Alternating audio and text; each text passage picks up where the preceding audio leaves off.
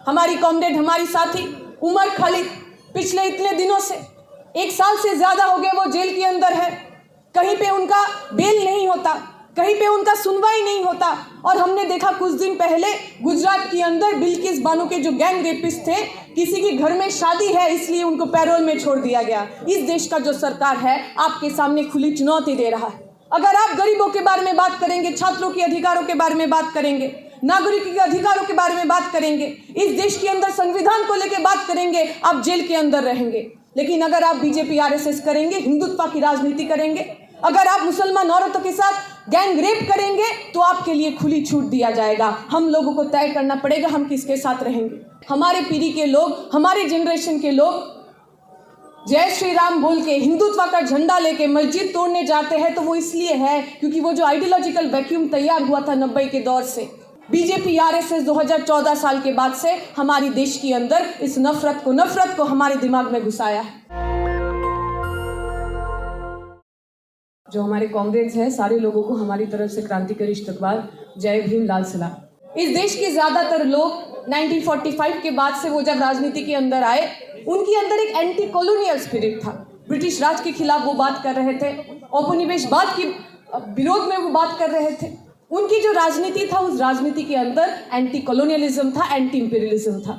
उसके बाद 70 की पीढ़ी में अगर हम देखेंगे, हमारे जो पापाओं के जनरेशन, माओ की जनरेशन, हमारे माता पिता का जो प्रजन्म है, अगर उसमें हम देखेंगे, उनकी पीढ़ी में देखेंगे, उनमें भी बहुत सारे लोग जो लाल झंडे की राजनीति करते हैं। हमारे जैसे बहुत सारे लोग, हम लोगों को लगा कि वामपंथा एक सोल्यूशन है, हमारी राजनीति की आधार वामपंथा होने वाला है।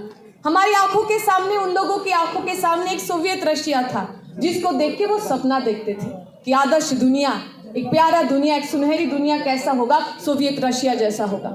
हमने देखा उसी दौर पे, उसी वक्त पे इस देश के बहुत सारे जगह पे जो लोग कहते हैं कि हम डिग्निटी को लेके मूवमेंट करते हैं, हमारी राइट, हमारी परिचिति के आधार पे जो राजनीति करते हैं, वो लोग भी उभर के आए। पर 90 दशक के बाद अगर हम देखेंगे, जो परिवर्तन हमारे देश के अंदर आया है, जो इकोनॉमिक परिवर्तन आया है, जिसको हम लिबरलाइजेशन, प्राइवेटाइजेशन, ग्लोबलाइजेशन कहते हैं, वो परिवर्तन सिर्फ अर्थनीति के आधार पे तो आया नहीं, हमारे समाज में भी बहुत सारे चेंजेस आए।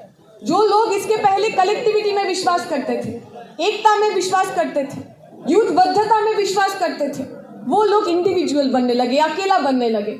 और हम देखते हैं इस 90 दशक की बात से ही, जिसको अभी बहुत सारे लोग थियोरिटिकली आर्ग्यू कर रहे हैं कि this is post ideological era. अभी आपको कोई राजनीतिक दल का सदस्य होने के लिए कोई विचारधारा की जरूरत नहीं है। अभी जो लोग, हमारी पीढ़ी के लोग कॉलेज में आ रहे हैं, यूनिवर्सिटी में आ रहे हैं, जो लोग सोच रहे हैं कि हम राजनीति ज्वाइन करना चाहते हैं, उनके दिमाग में कोई विचारधारा नहीं है। उनको ऐसा समझाया गया 90 दशक की बात से कि राजनीति भी एक कैरियर है। जैसे लोग पढ़ाई करते हैं, इंजीनियर बनते हैं, डॉक्टर बनते हैं, वैसे आपको भी छात्र नेता बनना पड़ेगा अपने कॉलेज में जाके, तभी आगे जाके अपने कैरियर में आप राजनीतिक बनेंगे। ये जो आइडियोलॉजिकल वैक्यूम है, ये जो शून्यता है, आज के दिन 2024 में खड़े होकर अगर हम देखते हैं, हमारे पीढ़ी के लोग, हमारे जनरेशन के लोग जय श्री राम बोल के हिंदुत्व का झंडा लेके मस्जिद तोड़ने जाते हैं तो वो इसलिए है क्योंकि वो जो आइडियोलॉजिकल वैक्यूम तैयार हुआ था 90 के दौर से, उस आइडियोलॉजिकल वैक्यूम में आके आज नरेंद्र मोदी कह रहा है, आज बीजेपी कह रहा है कि ये हमारा सोल्यूशन है, ये आपका सोल्यूशन है। 90 दशक की बाद से क्राइसिस बढ़ा है, लोगों के पास शिक्षा नहीं है, नौकरी नहीं है, गरीबी बढ़ी है। हमारी पापा की पीढ़ी, हमारी मम्मियों की पीढ़ी जो इन सारी क्राइसिसों का सवाल, इन सारी क्राइसिसों का जवाब मार्क्सवाद में ढूंढ रहे थे, वामपंथा में ढूंढ रहे थे, हमारे पीढ़ी में आके बहुत सारे लोगों के पास वो सवाल का जवाब नहीं है। उन्हें लग रहा है हिंदुत्व उनके लिए सोल्यूशन है। उनको लग रहा है वो इसलिए बेरोजगार है क्योंकि हमारे देश में मुसलमान का संख्या बढ़ गया। उनको लग रहा है इसलिए उनके देश में गरीबी है, उनके घर में गरीबी है क्योंकि मुसलमान बाहर से आए थे और हमसे हमारी सारी संपत्ति लेके वो भाग गए। ये जो सोच है, ये जो नफरत पैदा उन्होंने किया है, बीजेपी आरएसएस 2014 साल के बाद से हमारी देश के अंदर इस नफरत को हमारे दिमाग में घुसाया है। जिस तरीके से उन्होंने स्टेट अपैरेटस को यूज किया है, आप क्या बोलेंगे, आप क्या सोचेंगे, उसके ऊपर उनका कब्जा है। वो तय करेंगे आप पीएचडी किस पे करेंगे, वो तय करेंगे आप आर्टिकल किस पे लिखेंगे, वो तय करेंगे आप ये मंच पे खड़े होके क्या बात कहेंगे, क्या बात नहीं कहेंगे। इस मंच से मैं याद करना चाहती हूँ हमारी कॉमरेड, हमारी साथी उमर खालिद पिछले इतने दिनों से 1 साल से ज्यादा हो गए वो जेल के अंदर है। कहीं पे उनका बेल नहीं होता, कहीं पे उनका सुनवाई नहीं होता।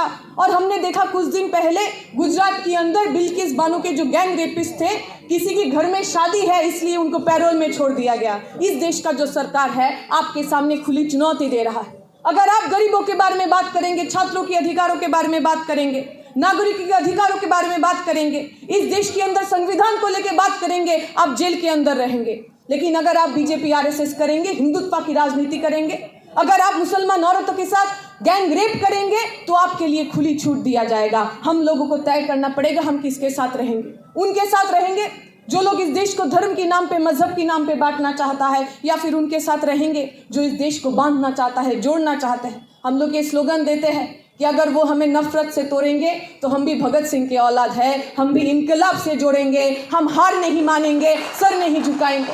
हम देखते हैं दिल्ली यूनिवर्सिटी के अंदर डूसू का प्रेसिडेंट, अगर मैं गलत नहीं हूँ, वो क्लास के अंदर घुस जाता है, कोई क्लास ले रहा है, कोई टीचर है, उनको धमकाता है, डराता है।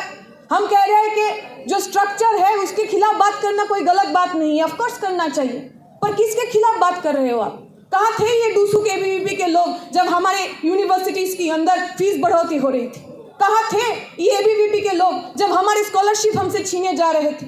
कहाँ थे ये एबीवीपी के लोग जब हमारी देश के अंदर हमारी यूनिवर्सिटी, हमारी कॉलेज, हमारी स्कूल वो व्यापारियों के पास, कॉरपोरेट के पास बेच दिया जा रहा था? जब हमारा भविष्य हमसे छीना जाता है, जब हमारा भविष्य हमसे लूटा जाता है, तब एबीवीपी, अखिल भारतीय विद्यार्थी परिषद एक बात नहीं करता। पर इस देश के अंदर जहाँ जहाँ पे जमहूरियत है, जहाँ जहाँ पे आप और हम जैसे लोग बात करते हैं हमारा गला कुचलने के लिए, हमारा गला दबाने के लिए, वो सबसे पहले आ जाते हैं। पूरी देश के अंदर एक बहुत डिप्रेसिंग माहौल है।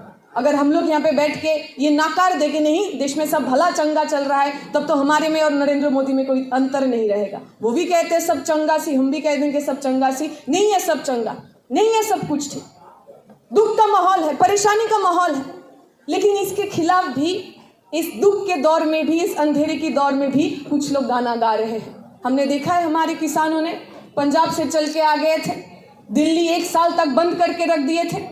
वो ट्रैक्टर में बैठी हुई जो माँ जो कहती है कि मैं सिर्फ किसान की पत्नी, किसान की बीवी, किसान की माँ नहीं हूँ, मैं खुद किसान हूँ, मैं अपने अधिकारों के लिए यहाँ पे आया हूँ, वो किसान माँ हमको सपना दिखाता है। हम जब देखते हैं जेएनयू के अंदर जितने भी लेफ्ट संगठन है, प्रोग्रेसिव संगठन है, एबीवीपी के मारपीट के खिलाफ उनकी आंखों में आंख डाल के लड़ाई करते हैं और जेएनयू के अंदर इलेक्शन कराते हैं, हमको लगता है वहाँ पे होप है, वहाँ पे आशा है। हम देखते हैं पिछले 22 तारीख जब पूरा देश के अंदर राम नाम चल रहा था, जय श्री राम बोल के मंदिर तोड़ा जा रहा था, जय श्री राम बोल के मुसलमानों का दुकान बंद कर जा रहा था। अगर इस देश के अंदर परेशानी है, अगर इस देश के अंदर जुल्मत है, तो उसके खिलाफ गाना गाने वाले लोग, उसके खिलाफ आवाज़ उठाने वाले लोग भी लड़ रहे हैं। हमें जो चाहिए वो जुटबद्धता है, हमें जो चाहिए वो एकता है। अगर जितने सारे लोग हम यहाँ पे बैठे हुए हैं, अगर हम सब लोग इकट्ठे हो जाए, बीजेपी के खिलाफ, आरएसएस के खिलाफ, उनकी हिंसा के खिलाफ अगर हम एक लामबंद होकर लड़ने शुरू करें, तो मैं ये विश्वास करती हूँ एबीवीपी के अंदर, बीजेपी के अंदर, आरएसएस के अंदर इतना दम नहीं है कि हमारी जुलूसों को वो रोक सके, हमारी आवाज़ों को वो बंद कर सके, हमारी आवाज़ों को वो कुचल सके। मैं अपना बात लंबा नहीं करूँगी, बहुत सारे स्पीकर्स हैं वो अपना बात रखेंगे, पर इधर आने से पहले एक छोटा सा कविता मैं पढ़ रही थी। ये कविता तब लिखा गया था पाकिस्तान के अंदर जब जियाउल हक का शासन चल रहा था, जो धर्म के नाम पे, मजहब के नाम पे पाकिस्तान के अंदर जो प्रोग्रेसिव लोग थे, जो अमन पसंद लोग थे, जो फिरका परस्त लोग थे, उनके खिलाफ वो जब शोषण कर रहे थे, उस दौर में एक कविता लिखा गया था। उसका जो लास्ट 2 पैरा है वो मैं पढ़ के सुनाऊंगी। मजहब के जो व्यापारी है वो सबसे बड़ी बीमारी है, वो जिनके सिवा सब काफिर है, जो दिन का हर्फ आखिर है। इन झूठे और मक्कारों से, मजहब के ठेकेदारों से, मैं बागी हूँ, जो चाहे मुझ पे जुल्म करो। मेरे हाथ में हक का झंडा है, मेरे सर पे जुल्म का फंदा है। मैं मरने से कब डरता हूँ, मैं मौत की खातिर जिंदा हूँ। मेरे खून के सूरज चमकेगा तो बच्चा बच्चा बोलेगा, मैं बागी हूँ, जो चाहे मुझ पे जुल्म करो। शुक्रिया, इनकलाब जिंदाबाद, हमारी एकता जिंदाबाद। नेशनल दस्तक की आपसे गुजारिश है कि अगर इसको बचाना चाहते हैं तो नेशनल दस्तक को सब्सक्राइब करने के लिए रेड कलर के सब्सक्राइब बटन को दबाएं, फिर बेल आइकन की घंटी दबाएं। नेशनल दस्तक को बचाने के लिए बहुत जरूरी है कि हर खबर को शेयर करें, लाइक करें, कमेंट जरूर करें।